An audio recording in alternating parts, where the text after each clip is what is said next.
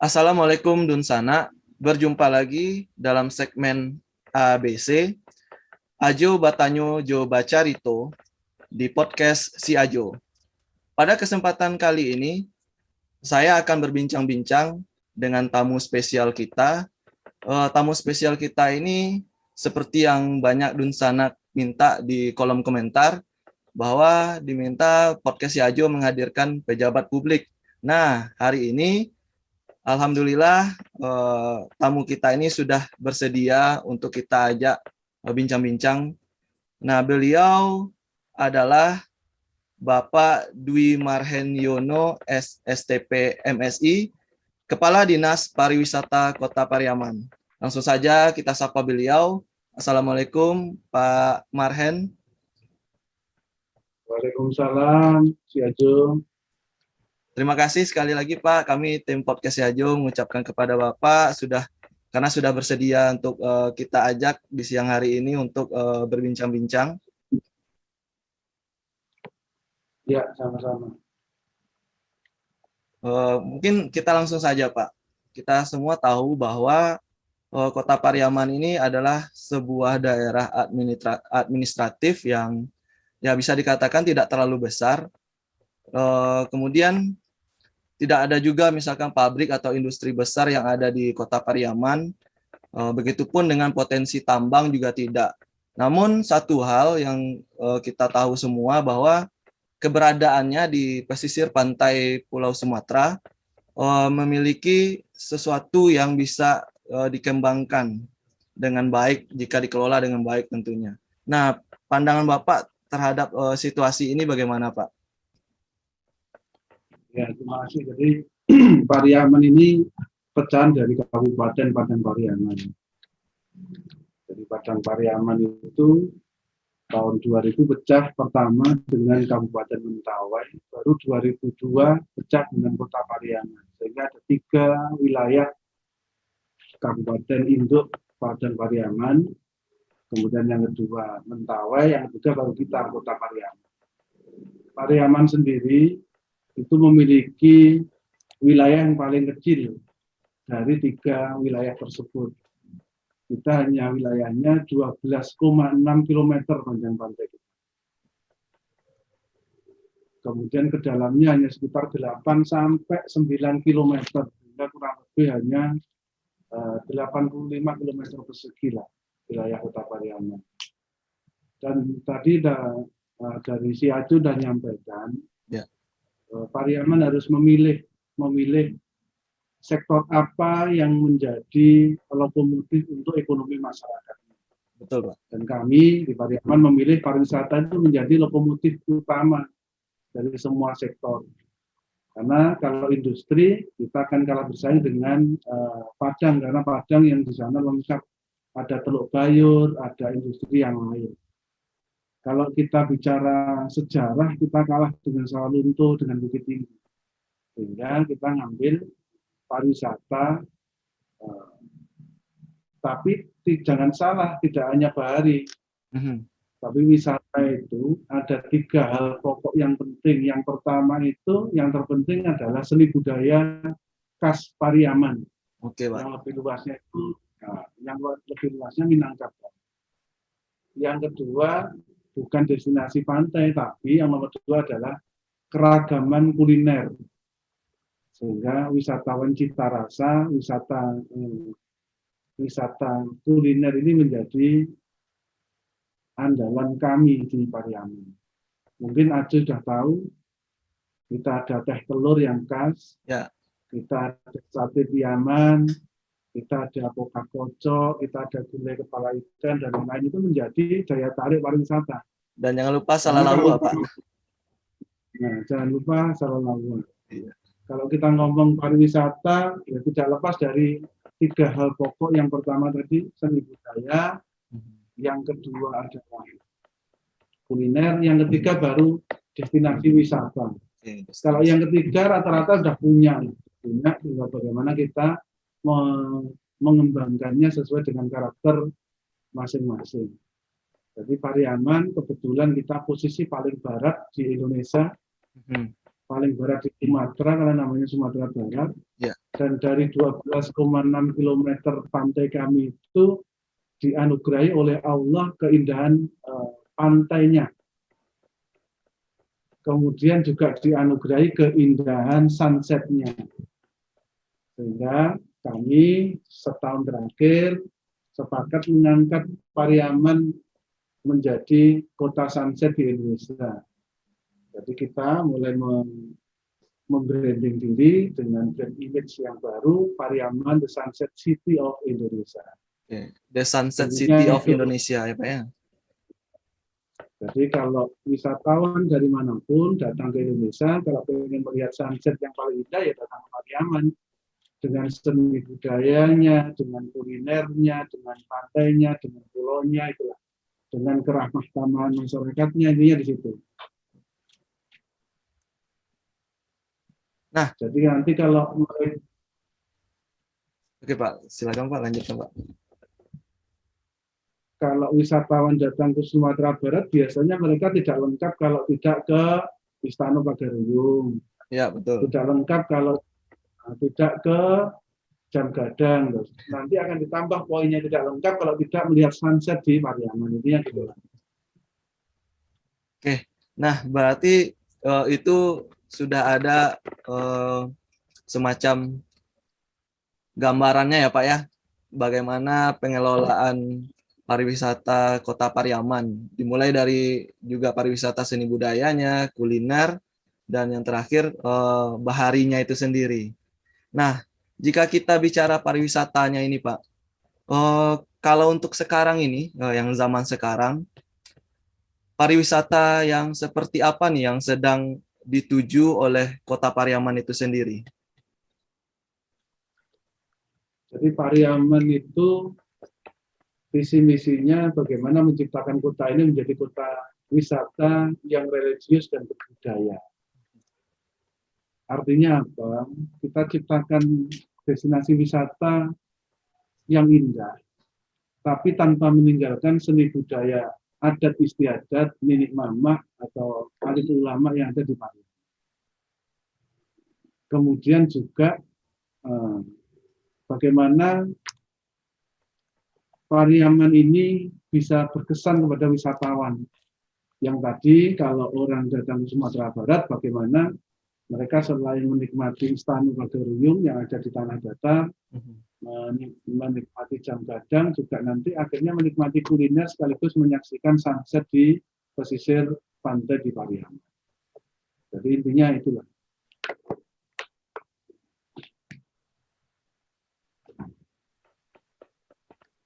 Ayo lanjut aja. Oke Pak. Nah, seperti yang disampaikan oleh Bapak Marhen tadi, Dunsana Podcast Siajo, baik yang berada di Pariaman maupun yang di rantau, kalau sejarahnya tadi sudah dijelaskan bahwa Pariaman ini pecahan dari Kabupaten Padang Pariaman, kemudian pecah dengan Mentawai, dan terakhir pecahnya menjadi Kota Pariaman ya Pak ya. Nah, itu adalah sekedar informasi untuk Dunsana, terutama yang berada di rantau. Nah, bagaimana nih Pak stimulus yang Pemko berikan terhadap objek-objek wisata yang berpeluang menjadi tujuan wisatawan yang datang ke Kota Pariaman nantinya?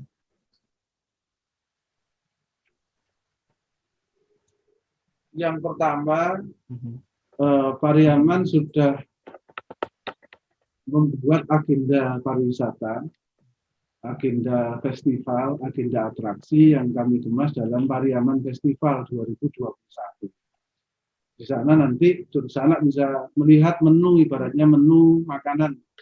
Mau datang ke Pariaman bulan apa, tanggal berapa, ada apa, sudah ada semua.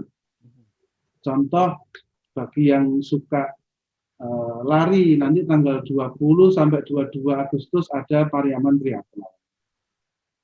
Yang suka seni budaya, setiap Sabtu sore ada Pariaman Culture Every Week di pentas Pantai Tanjung. Nanti yang suka silek bisa datang di tanggal 7 November ada Festival Silek on the Sea. Nah, kayak gitu ada menunya. Menu itu adalah Pariaman Festival. atau atraksi seni, budaya, dan pariwisata Kota Pariaman selama 1 tahun penuh, mulai Januari sampai dengan Desember 2021. Jadi itu stimulus yang kita berikan kepada wisatawan yang mau datang ke Pariaman.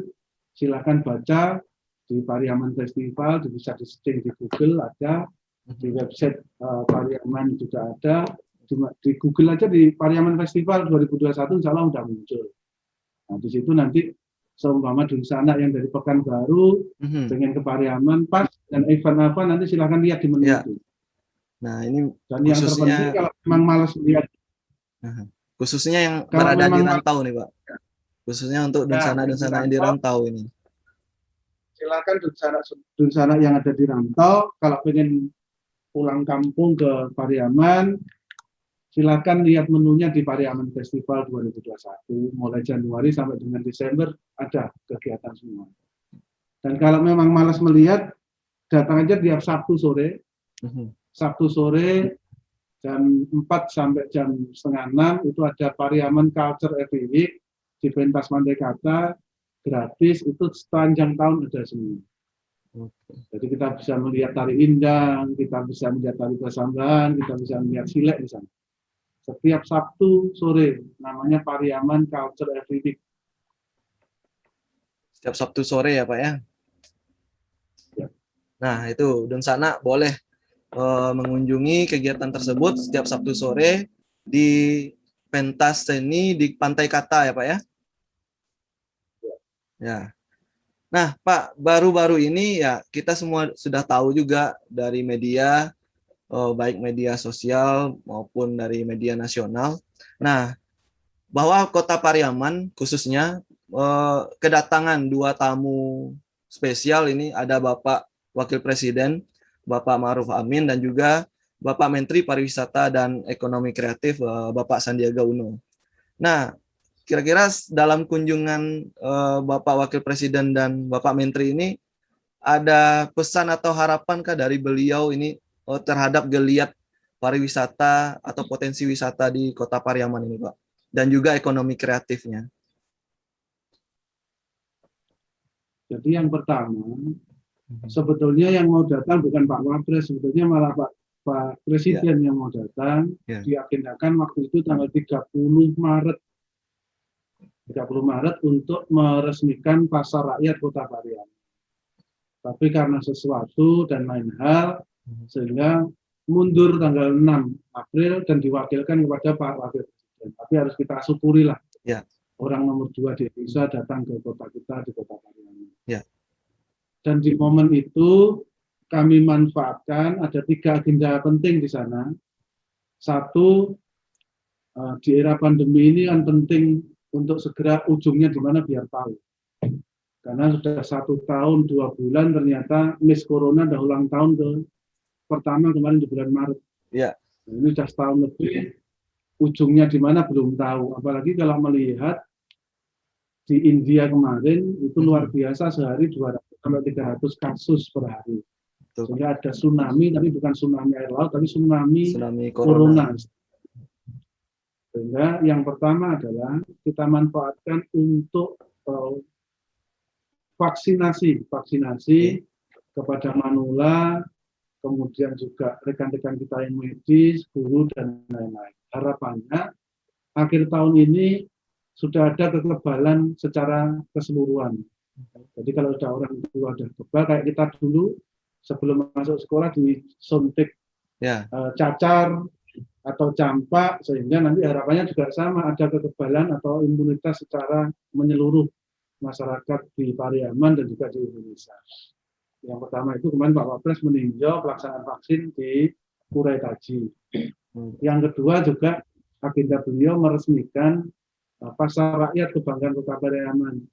Jadi kalau Dunsana datang ke Pariaman sekarang kita sudah punya pasar yang selevel mall di Jakarta lah. Sudah ada eskavatornya. Jadi masyarakat Pariaman kemarin sudah merasakan aja naik turun, tidak belanja tapi hanya merasakan. Tapi intinya kebanggaan kita sudah punya pasar semewah itu.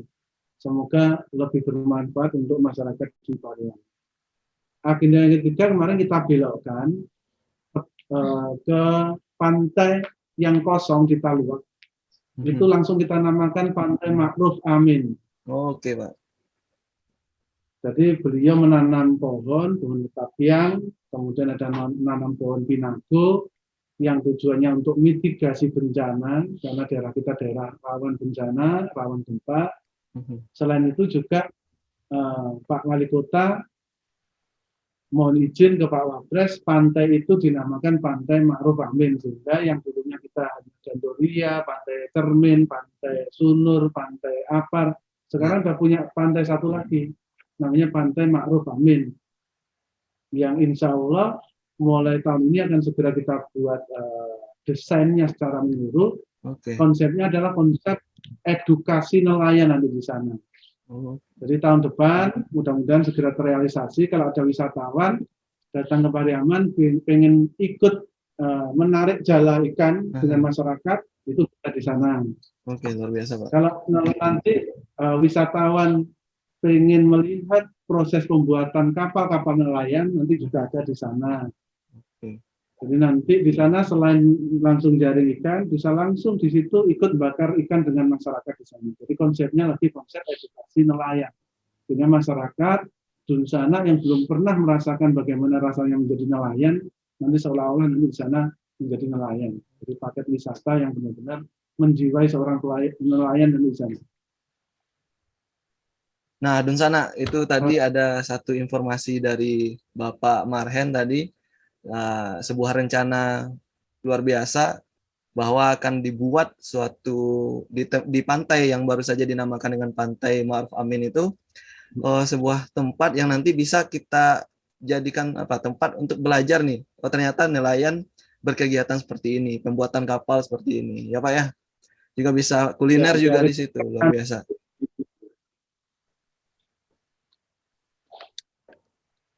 Oke Pak. Selain kita bicara tentang objek wisatanya nih Pak, tentunya objek wisata itu tidak bisa menjadi terkenal atau ramai kalau tidak ada objek-objek vital yang menjadi penyangganya. Nah, bagaimana mungkin dari Pemko Pariaman sendiri menyiapkan ini objek-objek penyangga dari pariwisata itu sendiri?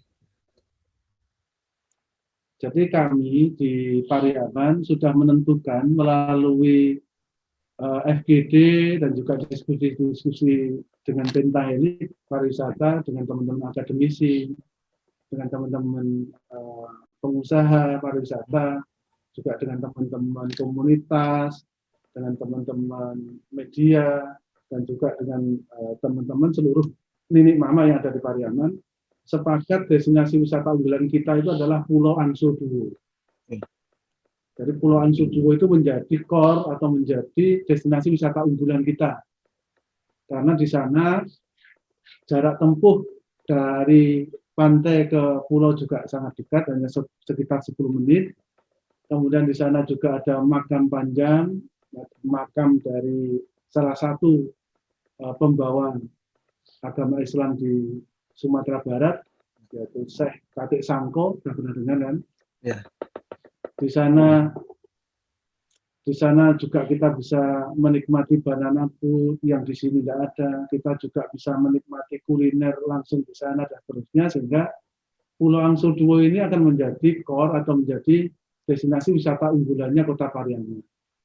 Kemudian penyangganya kita ada 12 yang sekarang sudah siap, mulai dari Pantai Sunur dan Binasi, Pantai Ma'ruf Amin ini masih konsep belum, tapi insya Allah tahun depan sudah siap.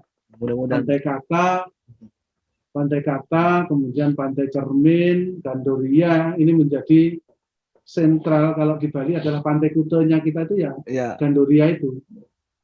Sehingga di situ orang mau lihat pantai, nyebrang ke pulau, mau menikmati kuliner lengkap di Gandoria. Terus ada lagi yang baru kita Talau Pau. Oh iya, betul. Talau Pau itu dulu itu kubangan lumpur, kubangannya sapi, kubangannya kerbau. Nah, sekarang sudah menjadi waterfront city lah. Bagaimana destinasi wisata air tawar berbaur dengan air laut di situ. Di situ kita bisa main air dan seterusnya, yang insya Allah tahun ini sudah siap untuk masyarakat di sana yang mau berwisata. Sekedar main-main air, kemudian main mungkin sepeda air dan seterusnya di sana udah bisa. Sambil menikmati kuliner di tepi pantai. Kemudian juga ada Pantai Apar yang di sana terkenal dengan Sekolah Tinggi Ilmu Barua. Ya. Jadi bagaimana kita melihat beruk-beruk itu dari junior sampai senior udah ada. Yang kurikulumnya 3 bulan, ada yang 6 bulan, ada yang setahun. Karena yang kurikulum 3 bulan itu ternyata dia hanya bisa yang menjatuhkan yang kelapa tua saja. Yang tua saja, ya betul. Nah, tapi yang kurikulum 1 tahun itu ternyata sudah bisa membedakan yang mana yang tua, yang muda, dan seterusnya itu luar biasa. Kemudian di sana juga di Apar itu ada penyu. Bagaimana kita melihat berbagai jenis penyu yang ada di Indonesia. Di sana juga ada wisata trekking ke hutan mangrove. Ya. Dan juga bisa menikmati pantai dan cemara yang indah di Apar. Termasuk di Apar sekarang juga ada yang baru. Kalau nanti di sana mau merasakan sensasi naik kano, walaupun hanya di danau kecil, di Apar ini sudah ada. Mulai kano ya Pak ya? 1 Mei kemarin sudah siap ada kano. Nah. Dengan danau yang kecil, kedalaman juga kurang lebih 1,5 meter, sehingga aman untuk wisata. Kemudian kita punya 21 desa wisata. 21 desa wisata yang akan kita kembangkan selama kurun waktu 1 tahun ini. Yang sudah siap itu baru 6. 6 yang sudah siap. 1 Tunggal Selatan yang kalau Dunsana nanti pengen main flying fox, naik sepeda di atas layang itu di Tunggal Selatan bisa. Yang dikunjungi Pak Menteri ya Pak ya? Ya, itu juga Menteri kemarin. Ada lagi kita desa wisata Kampung Kandang yang terkenal dengan jembatan pelangi karena bunganya warna-warni. Dan juga di sana ada kuliner khasnya minuman anti corona. Kenapa kok anti corona? Karena minumannya itu ternyata ada jahe, ada madu yang bisa meningkatkan imunitas tubuh kita. Wah, menarik sekali nih Dunsana. Kapan-kapan bisa dicoba di desa wisata Kampung Kandang. Iya. Dan seterusnya, dan nanti harapan kita nanti desa-desa ini bisa berkembang dengan potensi desa wisatanya masing-masing. Ada yang dia minat khusus, ada yang kuliner, ada yang agro, ada yang pantai, dan lain-lain. Sehingga nanti bisa menahan orang lama tinggal di Pariaman. Atau istilah kerennya link of stay-nya biar meningkat. Nah, yang dulunya hanya rata-rata 6 jam di Pariaman, gimana caranya nanti karena banyak wisatawan atau banyak destinasi wisata pilihan itu bisa menahan orang minimal sehari semalam lagi ya, Pariaman. Betul. Di rata-rata kalau wisatawan kan naik kereta dari Padang, turun, setelah sore balik lagi. Sore balik lagi ya betul Pak. Mudah-mudahan nanti ketika kita sudah punya banyak pilihan sehingga Dunsana wisatawan sayang kalau habis melihat sunset pulang. Saya melihat sore jam 4 lihat kesenian di Pariaman Cultural Activity, kemudian foto-foto dan mengabadikan momen dengan sunset. Malam bisa makan malam di pusat kuliner pintar Pariaman, sehingga kita juga punya pusat kuliner pintar sekarang. Wah. Di belakang rumah Tabwik Pasang di Karanaur. Di Karanaur ya Pak, oke. Ya, di seberangnya Pantai Cermin, itu ada pusat kuliner pintar Pariaman. Kenapa kok pintar? Karena di sana lengkap, kita mau nyari teh telur ada, kita nyari sate Piaman ada, kita mau nyari alpukat kocok ada. Termasuk setiap malam minggu ada pelayanan STIM keliling, ada pelayanan STNK, ada pelayanan KTP, KK, dan lain-lain di sana. Sehingga benar-benar menjadi pusat kuliner pintar yang ada di Kota Pariaman. Jadi selain berkuliner juga bisa melakukan kegiatan itu ya Pak ya, SIM atau STNK atau apa gitu ya? Ya, jadi kadang kita terlalu asik dengan kerja siang, kadang STNK kita mati, belum bayar. Pagi sudah bermotor, jadi malam sambil kuliner bisa bayar di situ. Wah, luar biasa. Lalu bulan depan SIM-nya habis, mau perpanjangan, jadi tiap malam minggu bisa juga di situ. Perpanjangan SIM malam. Sambil kulineran, nah perpanjang SIM jalan juga gitu ya Pak ya. Nah, luar biasa sekali Pak. Dari penjelasan Bapak tadi, wah, saya dan juga mungkin dunsana-dunsana yang ada di rantau ini girah untuk pulang ini, wah, semakin besar ini. Apalagi satu yang saya pribadi terkesan yaitu Talau tadi Pak. Sebab ya bagaimanapun ya, dulu saya bersekolah dekat sana, saya tahu kondisi dulunya itu bagaimana. Tapi ketika sudah melihat dari jauh sekarang, wah, luar biasa. Keinginan untuk bisa merasakannya itu, wah, mungkin dunsana yang lain pun yang dirantau merasakan hal yang sama. Oke Pak.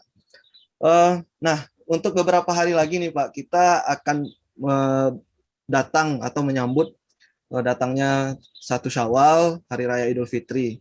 Nah, di masa yang sekarang Pak, di dalam masih masa pandemi COVID ini, nah, tentunya tempat-tempat wisata ini ketika orang berkumpul berhari raya menjadi tempat tujuan. Nah, kira-kira Pak, strategi dari Pemko sendiri mengantisipasi ramainya tempat pariwisata, tapi tetap tentunya dengan protokol kesehatan itu seperti apa nih Pak? Mungkin bisa menjadi sarana himbauan juga nih dari Bapak. Jadi setelah kejadian pandemi COVID yang di India, atau istilah populernya sekarang tsunami COVID yang India, Ya. pemerintah pusat mengambil kebijakan yang ekstrim, yaitu kita dilarang mudik. Ya. Sehingga sekarang kalau Aju lihat antar provinsi sekarang disekat-sekat sudah. Betul Pak. Sekarang di YouTube, di Instagram udah rame lah berita penyekatan dan dilarang mudik. Dan itu harus kita pahami, memang itu langkah yang tepat dari pemerintah. Karena apa? Kita anak muda, kadang nggak tahu kita bawa virus, kita OTG istilahnya, kita benar-benar sehat, kita pulang ke orang tua kita yang di atas 60 tahun, rentan. Nggak terasa, nggak mungkin kita akan jaga jarak. Pasti kita akan berpelukan kayak Teletubbies. Pasti itu Pak. Pasti kita berpelukan karena kangen-kangenan. Nah, di situ nggak terasa pasti membawa virus. Kalau kita yang muda mungkin kuat, tapi bagi orang tua kita yang sudah tua ini bahaya. Sehingga 90% kasus kematian virus COVID-19 rata-rata mereka yang di atas 50 tahun. Sehingga memang kebijakan ini berat untuk diambil dan memang ya harus kita ikhlas untuk melaksanakan untuk kebaikan kita bersama. Sehingga di tahun ini selain larangan mudik, kemarin tanggal 8 Mei ada surat edaran dari Gubernur Sumatera Barat bagi kabupaten kota yang zonanya zona orange dan merah, orange dan merah atau yang dengan resiko agak tinggi dan tinggi, itu ibadah tidak boleh. Istilahnya sholat id harus di rumah, tidak boleh di lapangan atau di masjid. Tempat wisata juga harus close, harus tutup. Tapi bagi yang zona hijau dan kuning itu masih diperkenankan dengan protokol kesehatan yang ketat. Kebetulan dari 19 kabupaten kota se-Sumatera Barat, yang zona kuning hanya 4. Sisanya 15 itu orange atau masih kategori tinggi resikonya. Jadi kayak Padang, Bukit Tinggi itu zona orange, mereka tinggi resiko penularan virus COVID-19. 4 itu hanya Kabupaten Mentawai, Kabupaten Darmasraya, Kota Solok, dan Kota Pariaman yang zona kuning. Wah, alhamdulillah. Ini kita sikapi juga alhamdulillah, juga innalillah sebetulnya. Alhamdulillah karena kita termasuk paling rendah, tapi innalillahnya nanti semua tertutup, kita yang terbuka, sehingga mereka akan berkumpul se-Sumatera Barat hanya di 4 titik. Darmasraya tidak punya tempat wisata yang bagus, tidak mungkin banyak orang ke sana. Mentawai terlalu jauh karena jauh. Sekarang pilihannya tinggal ke Solo atau ke Pariaman. Sehingga kami kemarin rapat gabungan dengan Polres, dengan Kodim, sepakat untuk kepentingan kemaslahatan bersama, ekonomi harus tetap berjalan, ekonomi harus tetap berputar, harus ada pintu masuk ke Pariaman dari sektor pariwisata, tapi bagaimana pandemi tetap ditekan. Sehingga keputusan kami kemarin menyikapi surat edaran gubernur ini, tempat wisata tetap kita buka dengan protokol kesehatan yang ketat dan kapasitasnya hanya 25% dari normal. Oke, 25% saja ya Pak ya? Dari normal. Contoh seperti pulau, itu kapasitas normalnya bisa 2.000 orang. Aha. Jadi pulau itu kalau normal, tidak ada pandemi, bisa untuk 2.000 orang. Tapi ini karena pandemi, hanya 500 orang.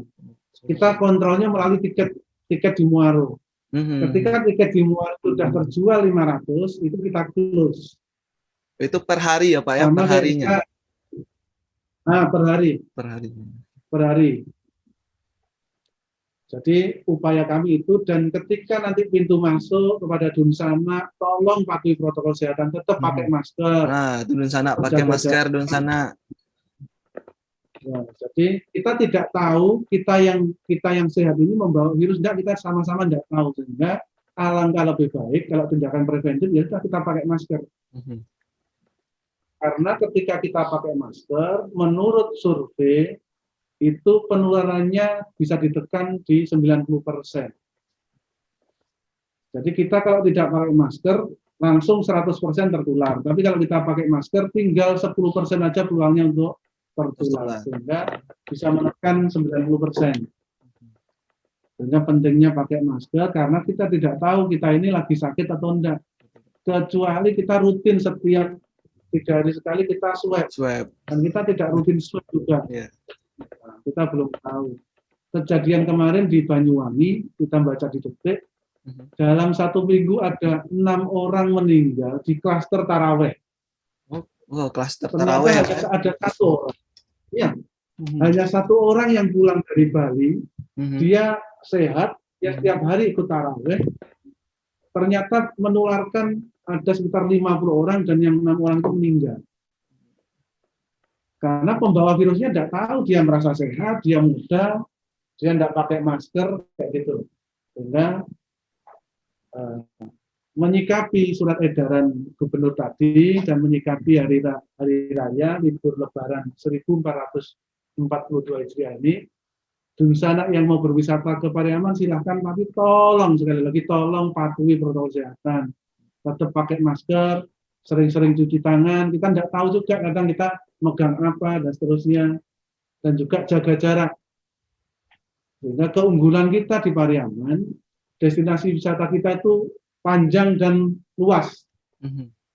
Dari Muaro di Pantai Sunur, Binasi sampai dengan Apar Padang Birik lah. Sehingga peluang untuk berkerumunnya itu lebih kecil daripada hanya 1 titik. Contohnya kan di Mipan.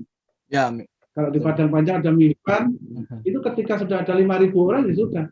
Tapi keuntungan kita bisa 1.000 orang di Apar, bisa 1.000 orang di Sunur, bisa 1.000 orang di Talau, dan seterusnya. Itu keuntungan kita bisa menyebar. Tapi tadi himbauan kami tolong pada Dunsana seluruh wisatawan untuk tetap patuhi protokol kesehatan, pakai masker, sering-sering cuci tangan, dan juga tetap menjaga jarak dan hindari kerumunan. Saya kira itu, Aduh. Semoga liburan Lebaran ini tetap ada PT masuk ke teman-teman pelaku pariwisata di Pariaman, tapi pandemi juga harus ditekan. Jangan sampai jangan dua-duanya. Yang satu uangnya masuk, pandeminya juga masuk. Jangan kita pandeminya tetap, tapi uangnya aja masuk. Sehingga nggak bisa kita loss, nggak bisa kita buka selebar-lebarnya, nggak bisa. Harus tetap ada pembatasan. Ini nanti harap maklum, seumpama ada Dunsana yang ingin ke pulau tiba-tiba masuk antrian ke 501, ya berarti harus besoknya lagi, harus bersabar. Jangan sampai nanti protes, kok bisa kami tidak bisa masuk, tidak bisa naik kapal, tidak bisa perahu ke pulau. Harus saling memahami, karena pandemi harus kita batasi.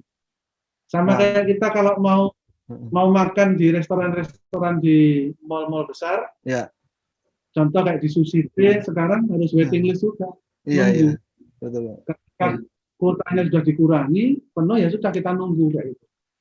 Jadi harap sabar, karena memang ya zamannya zaman pandemi, kita harus lebih ekstra hati-hati.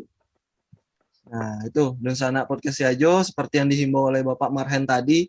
Ya mungkin kita yang di rantau ini pengen sekali pulang, tapi ya kita sabar dulu lah. Kita sabar dulu. Masih ada waktu, insya Allah mudah-mudahan kita bisa melakukan perjalanan melihat sanak saudara di kampung. Dan juga untuk Dunsana yang ada di Pariaman yang bisa berwisata. Nah, harap tolong sekali jagalah protokol kesehatan. Setidak-tidaknya dari 3 itu kita lakukan 2 lah, minimal bisa pakai masker, bisa cuci tangan, atau pakai masker dengan jaga jarak. Tapi yang pakai masker ini sangat penting nih, karena pintu masuknya di situ gitu, pintu masuknya lewat hidung dan mulut kita ini. Nah, baik Bapak Marhen, sekali lagi kami ucapkan terima kasih atas waktu yang Bapak berikan. Sangat banyak sekali informasi yang Bapak sampaikan, sangat berguna terutama bagi kami yang ada di perantauan dan pastinya juga untuk Dunsana-Dunsana yang ada di Pariaman sendiri. Baik Dunsana Podcast Si Ajo, demikianlah bincang-bincang saya dengan Kepala Dinas Pariwisata Kota Pariaman.